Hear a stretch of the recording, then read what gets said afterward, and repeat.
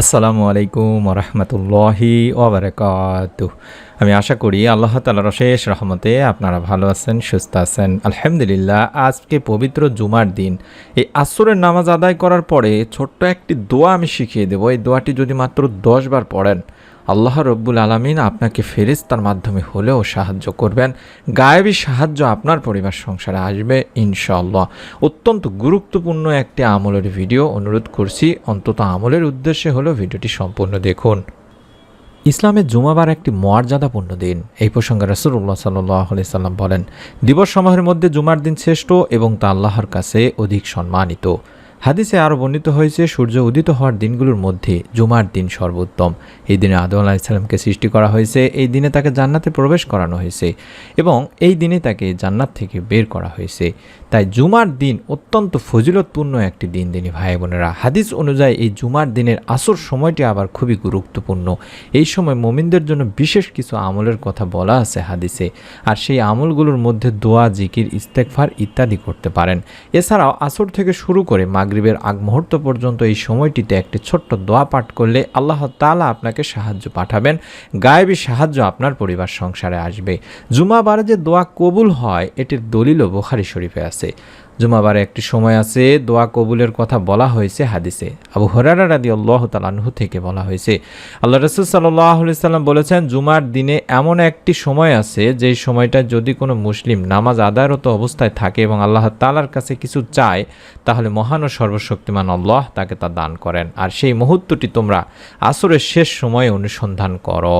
এটি বুখারী শরীফের সহিহ একটি হাদিস। শুধু তাই নয়, জাবির ইবনে আব্দুল্লাহ রাদিয়াল্লাহু তাআলা আনহু থেকেও বর্ণিত হয়েছে, আল্লাহ রাসূল সাল্লাল্লাহু আলাইহি সাল্লাম বলেন, জুমার দিনের 12 ঘন্টার মধ্যে এমন একটি মুহূর্ত বা সময় আছে যদি কোনো মুসলিম এই সময় আল্লাহ তাআলার কাছে প্রার্থনা করে আর কিছু চায়, তাহলে আল্লাহ ও মহান সর্বশক্তিমান আল্লাহ রব্বুল আলামিন তাকে তা দান করেন। আর এই মুহূর্তটিকে তোমরা আসরের শেষ সময়ে অনুসন্ধান করো।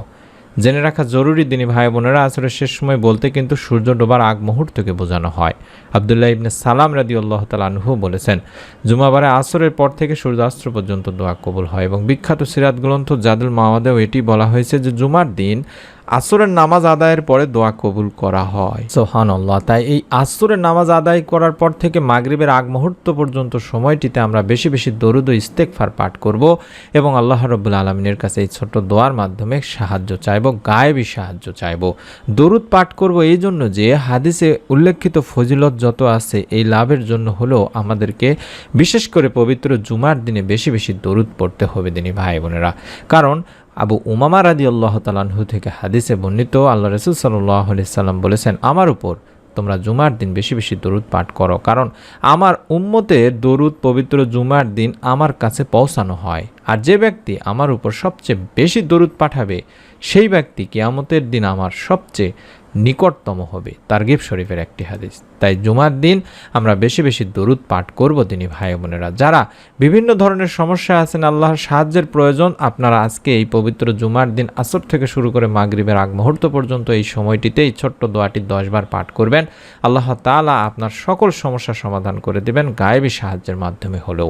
মানুষের জীবনে নানান ধরনের সমস্যা আপতিত হয়, তখন মানুষ কষ্ট পায়, দুঃখ ব্যথায় জর্জরিত হয়, কেউ কেউ বিপদের ধৈর্য হারিয়ে দিশাহারা হয়ে পড়েন, কারো কারো এই স্বাভাবিক জ্ঞান বুদ্ধি পর্যন্ত লোপ পায়, কি করবেন কি করা উচিত তা নির্ণয় করতে পারেন না।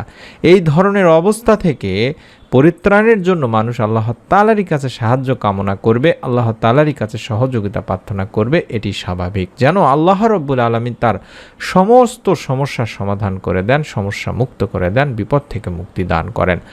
মানুষ কোন পথে ও কিভাবে কোন দোয়ার মাধ্যমে আল্লাহ তাআলার কাছে সাহায্য কামনা করবেন সেই নিয়ম কানুন, সেই উপায় ও পথ তিনি বলে দিয়েছেন। এই প্রসঙ্গে কোরআনুল কারিমে আল্লাহ রব্বুল আলামিন ইরশাদ করেছেন, বা আল্লাহ রব্বুল আলামিন নিজেই বলেছেন, তোমরা নামাজ ও সবর বা ধৈর্যের মাধ্যমে আমার অর্থাৎ আল্লাহ রব্বুল আলামিনের কাছে সাহায্য কামনা করো। সূরা বাকারার 153 নম্বর আয়াতে বলা হয়েছে। আপনাকে মনে রাখতে হবে, আপনি যখনই যে কোনো ধরনের বিপদে পড়বেন তখনই আল্লাহ তাআলার কাছে দাঁড়িয়ে যাবেন, নামাজে দাঁড়িয়ে যাবেন এবং ধৈর্য নিয়ে বেশি বেশি আল্লাহ তাআলার কাছে দোয়া করতে থাকবেন। তেমনই একটি দোয়া আমি শিখিয়ে দিচ্ছি, সকলেরই জানা একটি দোয়া আশা করি। এই দোয়াটি আপনারা কয়েকবার দরুদ ইস্তেগফার পাঠ করে অন্তত 10 বার পাঠ করবেন প্রত্যেক জুমার দিন আসরের নামাজ আদায় করার পর থেকে শুরু করে মাগরিবের নামাজের আগ মুহূর্ত পর্যন্ত এই সময়টিতে। দোয়াটি হচ্ছে লা হাওলা ওয়ালা কুওয়াতা ইল্লা বিল্লাহ। আমি আশা করি সকলে দোয়াটি জানেন। 10 বার পাঠ করবেন, লা হাওলা ওয়ালা কুওয়াতা ইল্লা বিল্লাহ, লা হাওলা ওয়ালা কুওয়াতা ইল্লা বিল্লাহ, এভাবে 10 বার পাঠ করবেন। অবশ্যই আগে দরুদ ও ইস্তেগফার পড়ে নেবেন, কম করে হলেও 10 বার 11 বার করে যে কোনো দরুদ এবং ইস্তেগফার পড়ার পরে এই দোয়াটি 10 বার পাঠ করবেন।